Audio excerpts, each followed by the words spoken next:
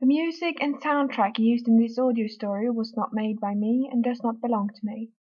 I do under no circumstances claim ownership or credit for these music pieces, and their respectable artists, and all links to where I found them are in the description below. I hope you enjoy.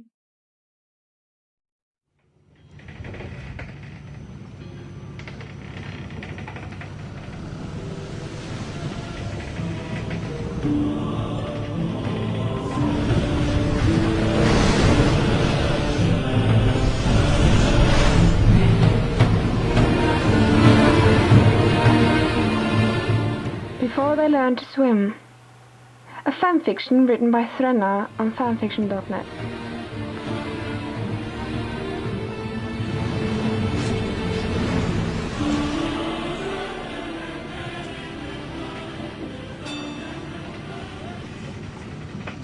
Chapter 2. They had been at sea for a day, and Alfred and the rest of the crew were faced with one very crucial problem. Of course, they would preferably not evoke any misgivings or bad feelings with the merfolk, somewhere below the dark blue, and though they did not know exactly how to manage this, they did understand that making sure the merman survived would probably be a good step in the right direction. And though none of them really knew any more about merpeople than what stories could offer them, they could only conclude that merpeople, just like humans, got hungry. However, here came the conundrum. The lid through which the former pubkeeper had stuffed food and changed the water was at the top of the cylinder. A cylinder which at the moment was lying on its side, which again meant that were they to open it, the merman and all the water would spill out, and that would really work against his purpose. So as the helmsman and Captain Alfred took turns on the wheel, and they all otherwise just went on with their everyday tasks, they all talked about this. To push the cylinder in an upright position would be dangerous, as it could then easily tip over and break against the deck. Could they take the chance of only opening the lid slightly, not caring if a little water escaped? But would not the merman try to escape then? Or perhaps they could burst a small hole in the glass through which they could stuff food. But glass was fragile, and chances were that if they did so, it would crack further than just the intended hole. As they went below deck for dinner, Alfred finally said, "We have to get a new custom-made tank."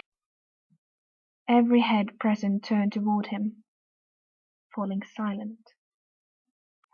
Alfred rubbed his forehead. "We will make port in the closest harbour and order a tank of the glassmaster there. And until then—" He frowned, studying his plate. The closest port was a couple of days away, and even then they would have to wait for the tank to be made. He didn't know how long a merman could go without food, but he doubted it could go that long. "Until then we'll have to make a small hole. It's risky, I know," he hurriedly added, as some of his crew looked ready to protest.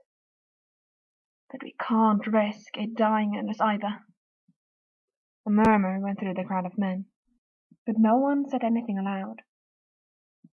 Alfred lifted his head to find the ship's 3 carpenters with his eyes. When he did, one of them cleared his voice, if a little uncomfortably and clearly doubting, but said nonetheless, If we don't get caught in bad weather, the glass ship should be able to withstand a small hole for a few days. It will weaken the glass considerably, but with good weather—" He trailed off in thought, though it was not necessary for him to continue. Alfred nodded. "However," one of the 2 other carpenters spoke up, "I would like to use a proper glass cut for this, and not just smash the tank open." Alfred nodded again. "Which we don't have," the carpenter finished.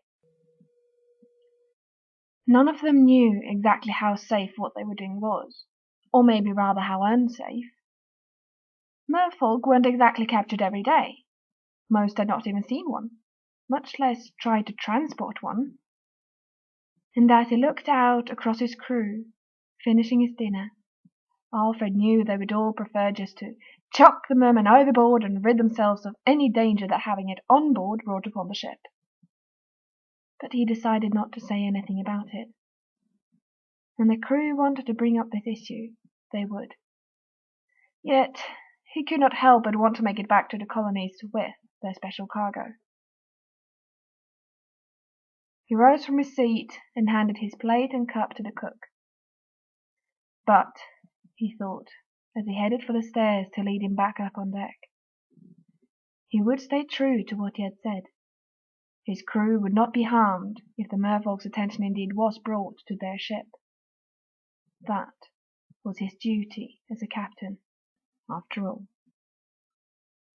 Alfred returned to the helm, allowing the helmsman and the remaining crew members on deck to get some food as well.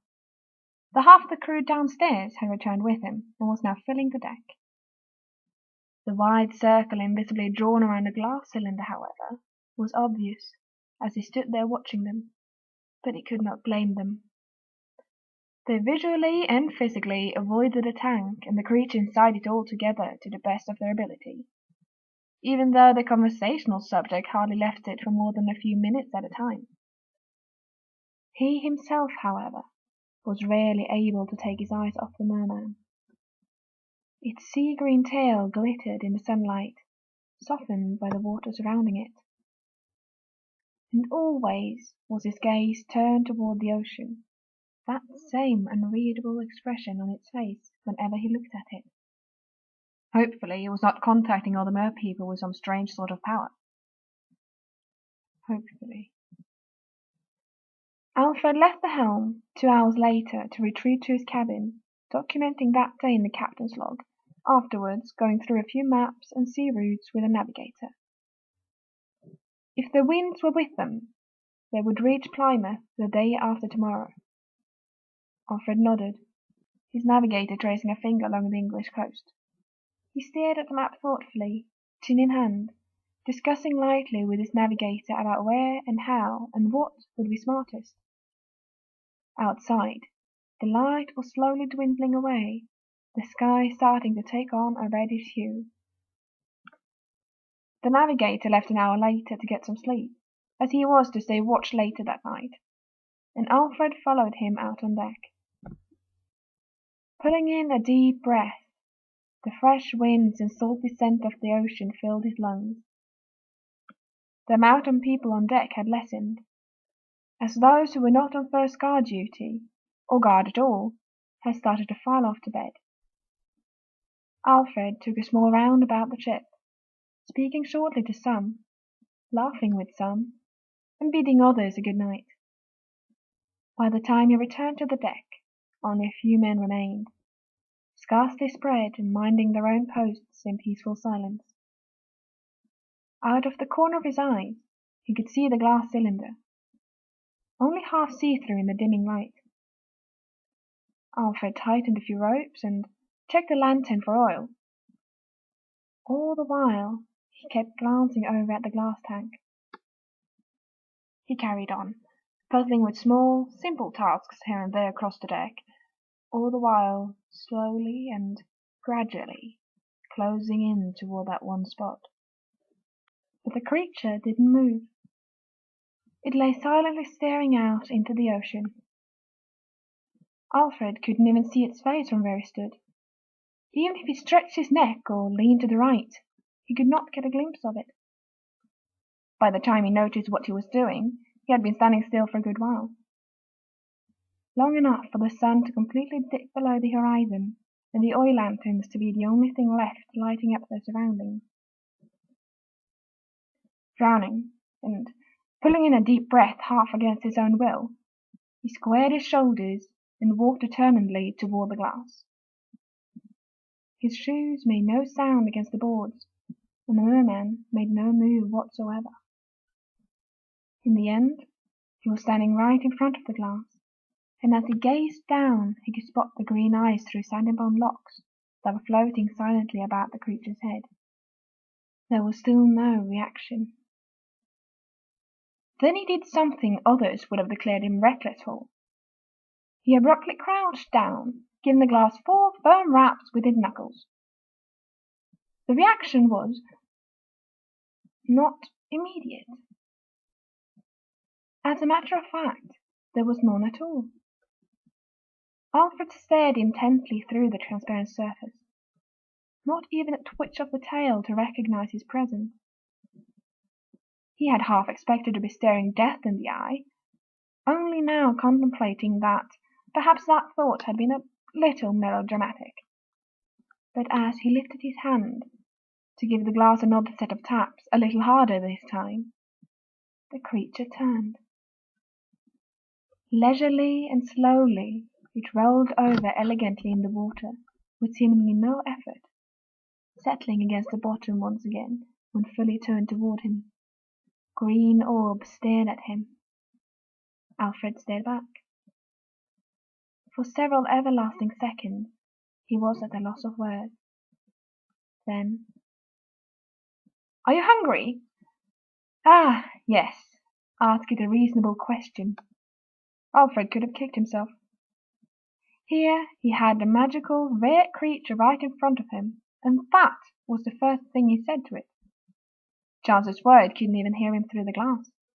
And if it did hear him, what were the chances it understood English?